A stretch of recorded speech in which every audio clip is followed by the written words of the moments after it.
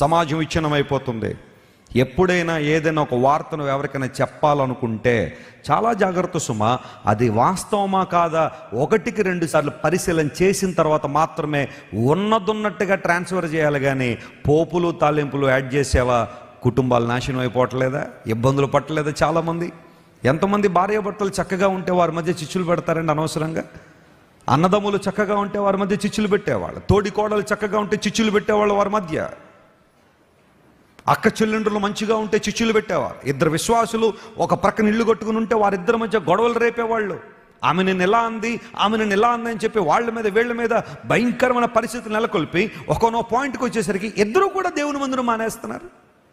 ఉంటే నేను రానండి, వాళ్ళు ఉంటే నేను రానండి అని దేవుని మందిరాలు మానుకుని నెలలో కూర్చునే వాళ్ళు చాలామంది ఉన్నారు. కారణం ఏంటో తెలుసా?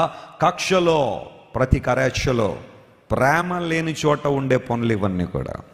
ప్రేమ లేకపోతే ద్వేషం పెరుగుతుంది. ప్రేమ లేకపోతే ఇతరుల మీద తప్పుడు మాటలు ప్రకటించాలనే ఆలోచన ఉంది. దేవుని బిడ్డలుగా మన పిలుపు, మన దర్శనం ఏంటో గుర్తిద్దాం.